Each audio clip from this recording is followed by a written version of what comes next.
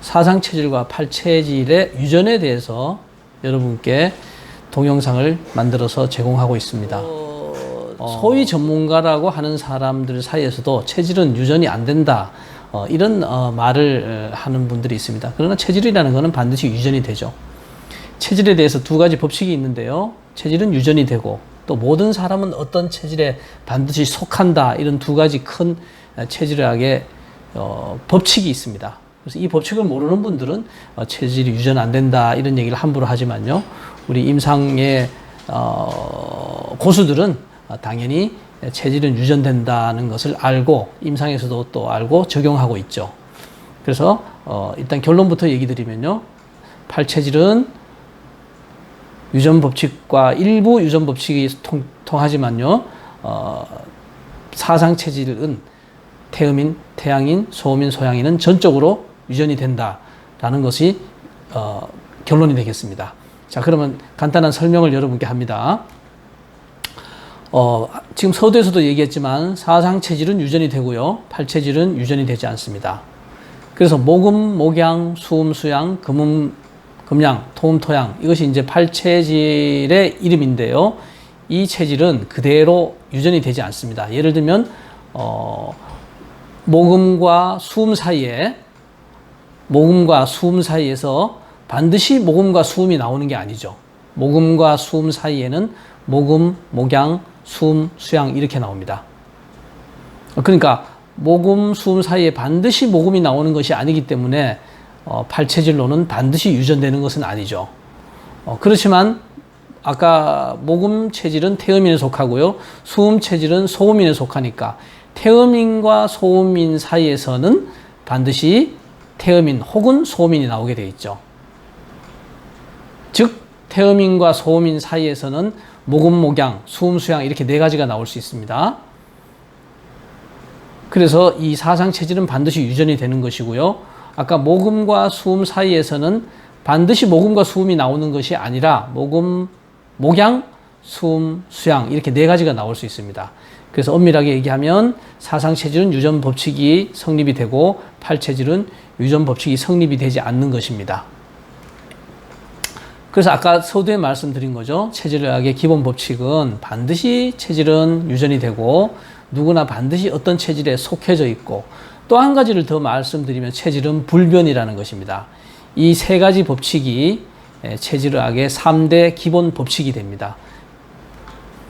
자, 그래서 아까 우리가 얘기했지만 유전 법칙이 성립이 안 되는 팔체질은 엄밀하게 말하면 유전이 안 되기 때문에 체질이라고 부를 수가 없습니다.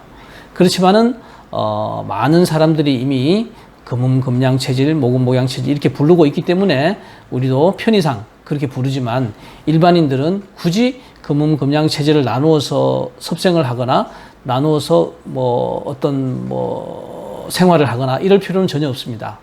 네 가지만 가지고도 필요 충분하게 일반인들은 섭생을 하고 건강하게 살 수 있습니다. 그러나 전문가라면 금음, 금양, 양과 음을 구별해서 거기에 맞춰서 팔체질 침을 놓아야지만 효과가 만점이 됩니다.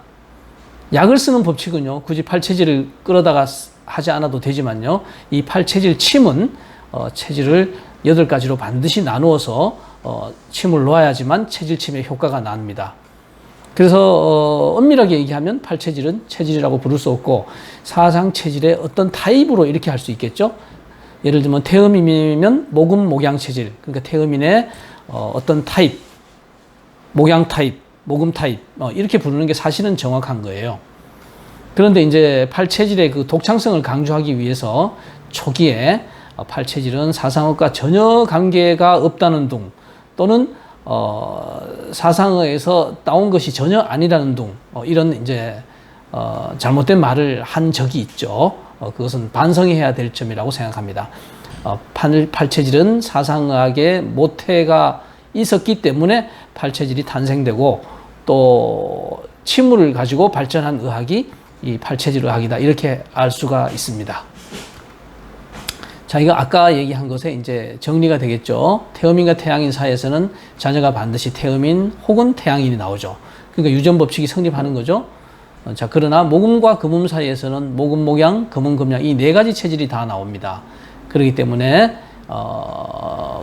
유전 법칙이 성립이 되지 않기 때문에 확실하게 이것은 체질이라고 부르는 데는 조금 고려해 볼 여지가 있습니다. 그래서 사상학의 8가지 타입이라고 해야 더 정확한 말이 됩니다. 그러나 금운금양 체질 이렇게 이미 오랜 시간 수십 년 동안 불러왔기 때문에 저도 그렇게 부릅니다. 그래서 일반인들은 이걸 굳이 구별할 필요가 없다. 이것을 강조드리고 싶습니다. 자, 또 여기 하나 중요한 이제 핵심이 하나 있는데요. 체질은 유전이 되고 또 자녀도 그것에 영향을 받습니다. 그런데 많은 사람들이 연애 결혼을 하면요, 신기하게도 같은 체질끼리 결혼은 거의 안 하게 되는 것을 우리가 봅니다. 아주 놀라울 정도로 연애 결혼을 하면은 대부분의 커플들은 같은 체질끼리 결혼을 거의 안 합니다. 여기서 같은 체질이라 하면요, 태음인끼리 소양인끼리 이것을 말하는 겁니다. 그런데요, 과거에 그 얼굴도 안 보고 선을 보고 부모가 정해준 대로 결혼을 하거나 또는 어떤 종교 특정 단체에서 단체로 종교의 교주가 짝을 지어서 결혼을 하게 되는 이런 결혼에는요, 같은 체질끼리의 결혼도 당연히 많게 됩니다. 그러면 같은 체질끼리의 결혼과 다른 체질끼리의 결혼은 어떤 것인가에 대해서 잠시 얘기를 드리면요, 이것은 어떻게 보면 인류의 진화와도 관계가 있습니다. 인류가 발전하고 더 건강해지고 더 총명해지는 것과도 관계가 되는 것인데요. 같은 체질끼리의 결혼을 하면은요, 조금 덜 건강해지는 경향성이 참 많습니다. 그래서 다른 체질과 결혼할 때가 훨씬 더 건강한 후세를 가질 확률이 더 높습니다. 이게 아주 체질학의 중요한 비밀이고, 함부로 얘기하기가 좀 민망하기도 한 이런 얘기인데, 여러분들은 알아두시면은 앞으로 결혼할 분들이라든지 자녀들이라든지 결혼할 상대를 결정하는데 도움이 될 수 있기를 바라는 뜻에서 이런 동영상을 만들어 봤어요. 같은 체질끼리 결혼을 하면요, 훨씬 후세가 알러지 질환이라든지 아토피라든지 알러지 비염 이런 것을 많이 걸려서 오는 것을 볼 수가 있습니다.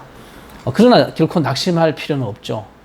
같은 끼리 결혼을 했다 할지라도 체질식을 철저히 하시고 또 최근에 우리가 강조하는 발효 음식을 철저히 해서 면역성이 올라가면은 별 문제가 없습니다. 그래서 기왕 결혼할 것 같으면 다른 체질을 선택하는 것이 더 낫고요. 만약에 그렇게 결혼을 했더라도 낙심할 필요가 없고, 우리가 충분한 교제 기간을 가지고 연애 생활을 하고 결혼을 하면은 거의 다 같은 체질끼리는 결혼을 안 하는 것을 볼 수 있습니다. 자, 결론입니다. 사상 체질은 유전이 되지만 팔체질은 유전이 되지 않습니다. 같은 체질의 결혼보다는 다른 체질과의 결혼이 조금 더 건강합니다. 특히 자녀의 건강에 조금 더 도움이 됩니다.